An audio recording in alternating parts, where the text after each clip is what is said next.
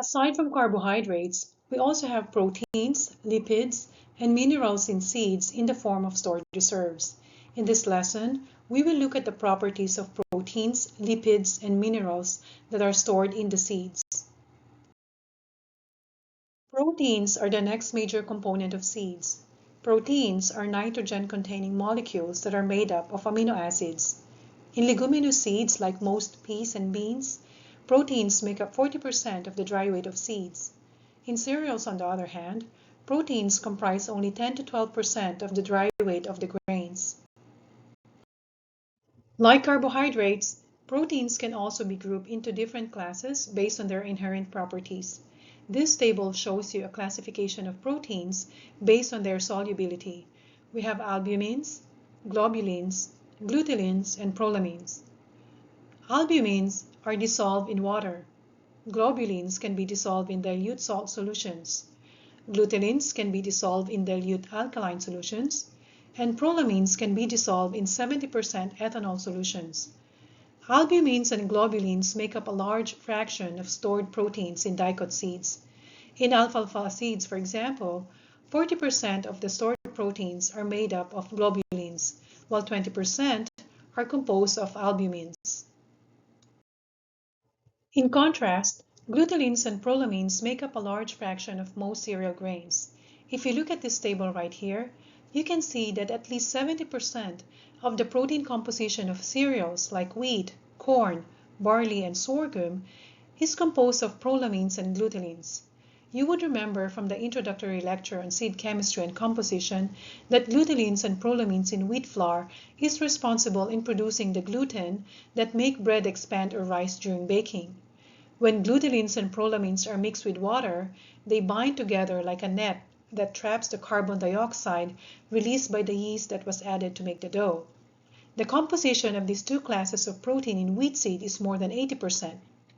Now, oats is an outlier in that the largest fraction of its protein composition is made up of globulins. Rice is also another outlier in that 80% of its proteins are made up of glutenins. This slide shows you how proteins are packaged in seeds of Arabidopsis and rice. In Arabidopsis, this panel right here, proteins are packaged in protein vacuoles in the cotyledon and alurone cells. The dark staining bodies that you see here labeled in P are the proteins inside the protein vacuole, which is outlined in red. In rice, proteins are packaged in protein storage vacuoles and independent protein bodies in the endosperm. In this figure right here, we have two dark staining bodies labeled PSV and PB. PSV stands for protein storage vacuoles. Within the storage vacuoles, you can see dark spots inside, which are actually the glutenin proteins. The structure labeled PB are the protein bodies. These protein bodies contain prolamins. Now, figure B shows a fluorescence micrograph of rice proteins. The green labeled protein bodies are the prolamins, while the red labeled protein bodies are protein storage vacuoles containing the glutenins. We've already covered the carbohydrate and protein components of seeds. Let's now look at its lipid contents. Lipid is a generic term for both fat and oil. As you already know, oils are insoluble in water but soluble in organic solvents such as chloroform, benzene, and ether. Technically, the stored lipids in seeds are referred to as triacylglycerols. Triacylglycerols are packaged or stored in oil bodies known as oleosomes. Lipids are composed of fatty acids, and these fatty acids can be saturated or unsaturated. The terms saturated and unsaturated refer to the number of double bonds in the fatty acid chain. This is an example of a fatty acid chain. This is another example of a fatty acid chain.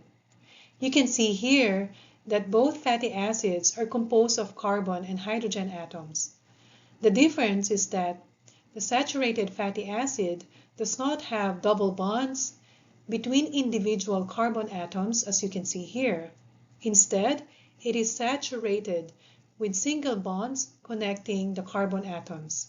That is why it is called saturated fatty acid. The unsaturated fatty acid, on the other hand, has at least one double bond connecting two carbon atoms, as you can see here. In general, saturated lipids or fats tend to solidify under cold temperature and even at room temperature because of the rigid structure of the fatty acids. The unsaturated fatty acids, because of the bands created by the double bonds, will remain in liquid form even under cold temperature.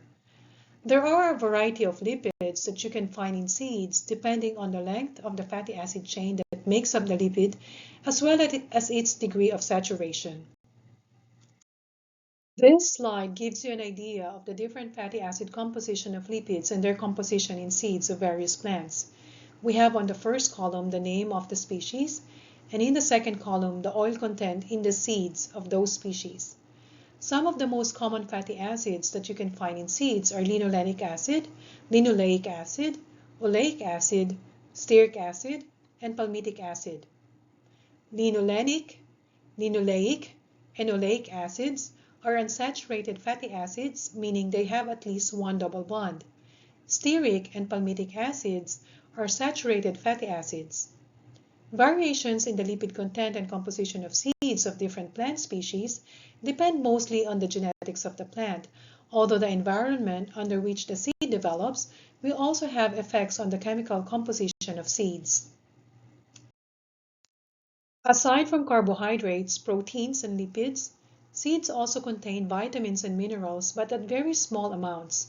Examples of these minerals in seeds include phosphorus, potassium, magnesium, calcium, zinc, and iron.